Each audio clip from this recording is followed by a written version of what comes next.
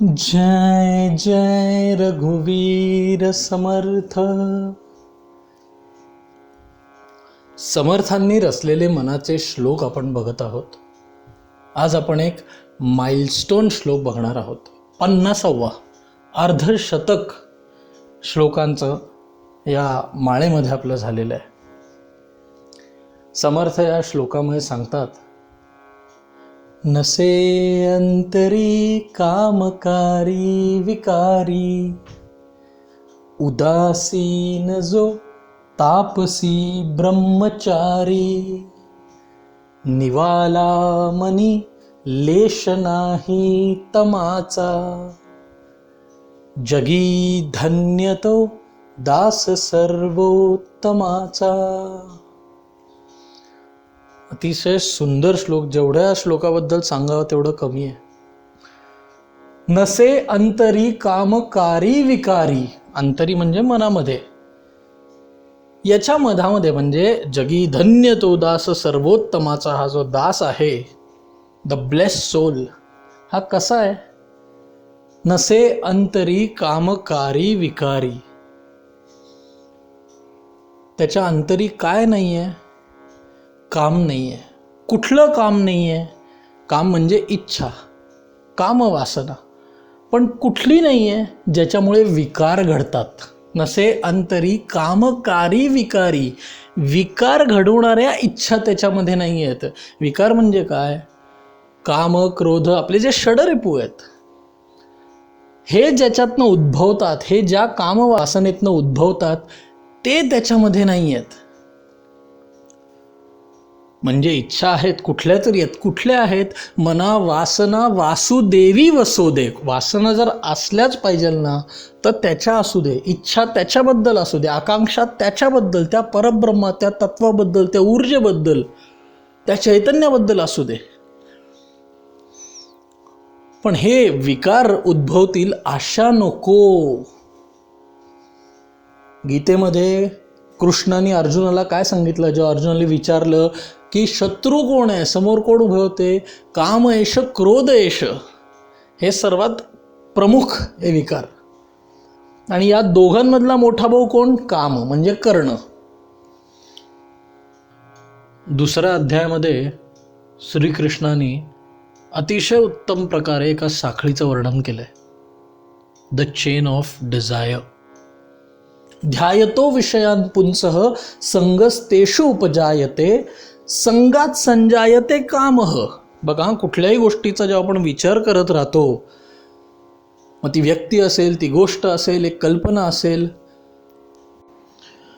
कुठल्याही गोष्टीचा जेव्हा आपण ज्याची कल्पना करत राहतो, त्याच्यानंतर काय होतं?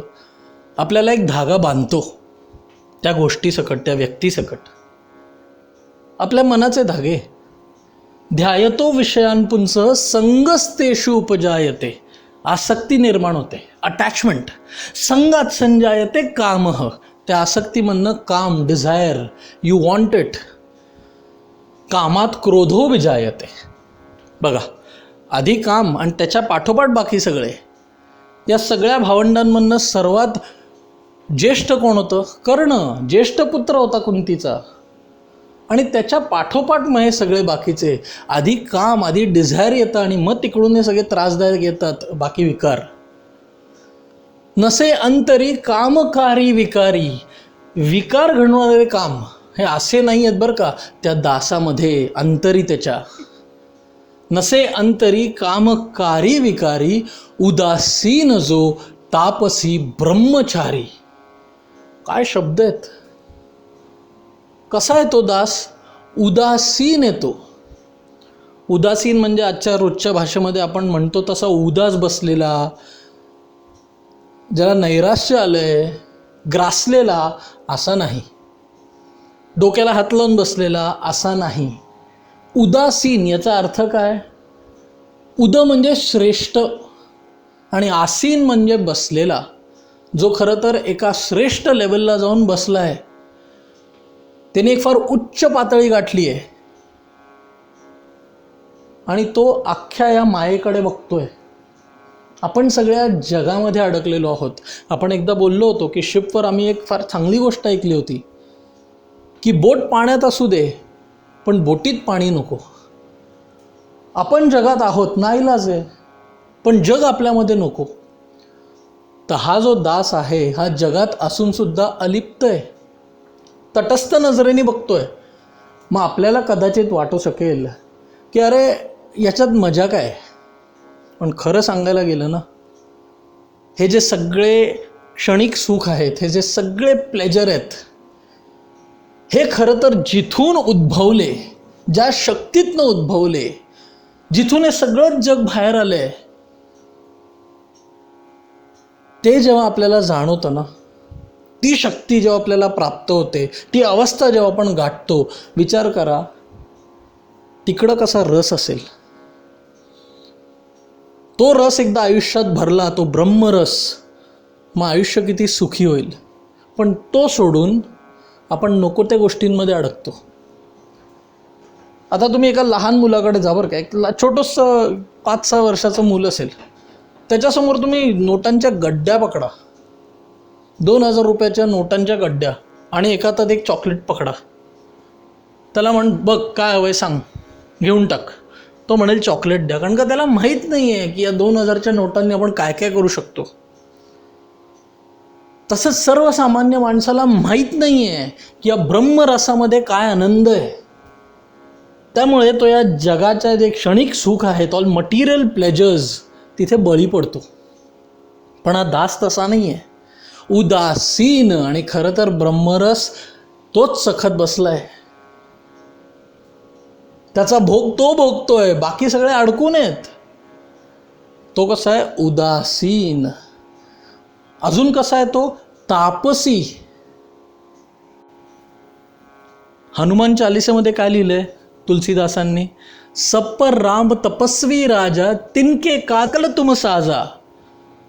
तो तपस्वी राजा राम आणि त्याचाच भक्त, जगी धन्य तो दास सर्वोत्तमाचा. याचं श्रेष्ठ उदाहरण म्हणजे कोण, हनुमान. तप करायचे, तपानी भरले होते. आणि अशा लोकांना त्या तपस्वी राजाचं काम एकदम सहजपणे जमून जातं. हे कुठल्या वासनेंना बळी नाही पडलेत, लौकिक तर अजिबातच नाही. तप भरलं यांच्यामध्ये, एक श्रेष्ठ पातळी गाठली यांनी. आणि या दोन्ही क्वालिटीजसाठी ब्रह्मचारी म्हणजे लग्न न केलेला माणूस नाही. लग्न करून वैवाहिक जीवन जगत असलेले पण ब्रह्मचारी असतात. का, कारण का ब्रह्मचारी याचा अर्थ काय आहे, ब्रह्माचं आचरण, परब्रह्माचं आचरण करणारा, त्याच्या पावलांवर चालणारा, त्यांनी दाखवलेल्या मार्गावरती पावलं टाकणारा, हा ब्रह्मचारी. आणि आपल्याच पुराणांमध्ये अशा कथा आहेत ज्या आपल्याला सगळं समजवतात, पण नाही, आपण बळी पडलोय मिसकॉन्सेप्शन्सना, गैरसमज करून घेतलेत आपण. यमुनेच्या काठावर एकदा दुर्वास आले होते आणि नदीच्या पलीकडे कृष्णाने रुक्मिणीला सांगितलं की बघ तिकडं दुर्वास आले, त्यांना भेटून ये, त्यांचे आशीर्वाद घेऊन ये, आणि एक लक्षात ठेव मात्र, त्यांना खायला दे, त्यांना खायला बरंच काय काय बनवून ने. रुक्मिणी तयार झाली, यमुनेच्या काठावर गेली. पण नदी काही तिला पार करता येईना, कारण का पूर आल्यासारखं झालं होतं. मग तेव्हा ती परत कृष्णाकडे गेली आणि म्हणली की आता काय करू, जाऊ कसं पलीकडे. तर कृष्णाने हिला सांगितलं, रुक्मिणीला, की नदीला जाऊन अशी प्रार्थना कर, असं निवेदन कर, जर ते ऋषी दुर्वास नित्य उपवासी असतील तर मग मला मार्ग दाखवशील, मला मार्ग देशील, जायला वाट देशील. रुक्मिणी म्हणली, असं काय म्हणतोय रे, मी त्यांच्यासाठी एवढं खाणं बनवून नेते आणि तू सांगतोय की जर ते नित्य उपवासी असतील तर मला वाट मिळेल. तर कृष्ण म्हणले की बघ तरी करून. मग तिकडे ती गेली, तिने प्रार्थना केली आणि खरंच त्या नदीने तिला वाट दिली जाण्यासाठी. ते पाणी शांत झालं. ती नदी शांत झाली. मग त्याच्यानंतर ती पलीकडे गेली आणि तिने त्यांना ते सगळं जे तिने आणलं होतं ते त्यांच्या समोर ठेवलं. त्यांनी पण एक एक करून सगळे जे काय पदार्थ होते ते संपवले, आशीर्वाद दिला तिला. आणि त्याच्यानंतर ती प्रसन्नपणे जेव्हा परत यायला निघाली तेव्हा परत येताना परत पूर आला होता. मग ती ऋषी दुर्वासांकडे गेली आणि त्यांना म्हणले, आता कसं जायचं पलीकडे? मग ते हसून तिला म्हणले की नदीला जाऊन निवेदन कर की जर कृष्ण नित्य ब्रह्मचारी असेल तर मला वाट देशील. आता परी तिला कळे ना, ते कृष्ण ज्यांना 16,000 बायका आहेत असं मानलं जातं, अशी कथा आपण वाचली आहे, ते नित्य ब्रह्मचारी. तरी तिने आपलं जाऊन प्रार्थना केली आणि नदीने परत वाट दिली. कारण का कृष्ण हे नित्य ब्रह्मचारी होते. म्हणजे ब्रह्मचारी तो नव्हे जो विषयांचं सेवन करत नाही. ब्रह्मचारी तो जो त्याच्यात अडकून नाही आहे, जो आसक्त नाही आहे, जो बळी नाही पडला आहे. मन कसं आहे, उदासीन तटस्थ नजरेने सगळे भोग भोगतोय पण बळी नाही पडलाय असून. उदासीन जो तापसी ब्रह्मचारी, निवाला मनी लेश नाही तमाचा. बघा मन कसं आहे त्याचं, शांत. आपण इंग्लिशमध्ये एवढं म्हणतो सेंट. सेंट हा शब्द कुठनं आला? संत. आणि संत हा शब्द कुठनं आला? शांत. मन कसं आहे, शांत. बघा म्हणजे एवढी साधना करून तो तप्त झालाय मात्र मन शांत आहे. आपलं उलटं असतं, आपण एसी मध्ये बसून आपलं अंग एकदम थंड पडलेलं असतं पण आपलं मन एकदम भडकलेलं असतं. निवाला मनी लेश नाही तमाचा. तमाचा अजिबात लवलेश नाही आहे. तम म्हणजे काय? तम म्हणजे अंधकार, तम म्हणजे अज्ञान, तम म्हणजे अविचार, डलनेस. हा तमोगुण. संस्कृतमध्ये श्लोक आहे ना, असतो मा सद्गमय तमसो मा ज्योतिर्मगमय. तमोगुणापासून मला प्रकाशाकडे नाही.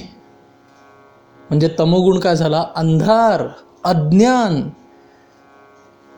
गीतेमध्ये 8व्या अध्यायामध्ये कृष्णाने सांगितलंय की मी सांगतो, देह ठेवल्यानंतर अर्जुना ऐक, देह ठेवल्यानंतर कोणाला मोक्ष मिळतं किंवा कुठल्या सकमस्टान्सेसमध्ये देह ठेवल्यावर मोक्ष मिळतं आणि कुठल्या परिस्थितीत देह ठेवल्यावर माणूस परत येतो पुढच्या जन्मासाठी.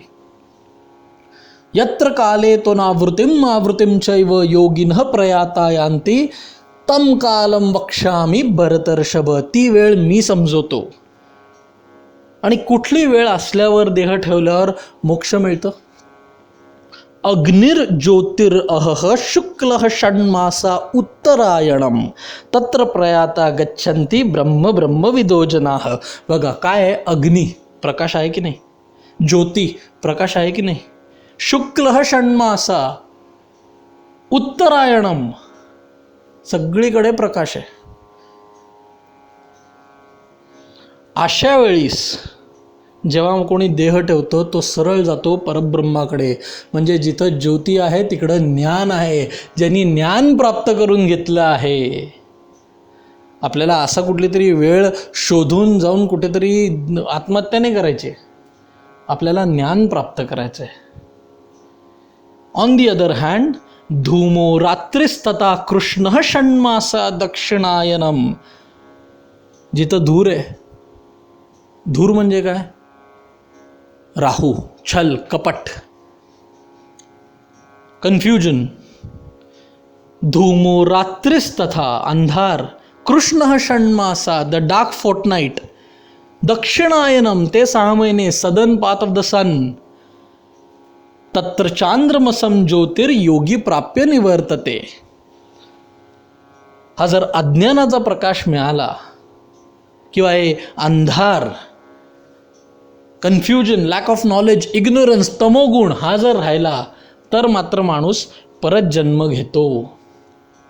निवाला मनी लेश नाही तमाचा, मन शांत आणि लवलेश पण नाही आहे तमोगुणाचा. जगी धन्य तो दास सर्वोत्तमाचा. हरिओम तत्सत.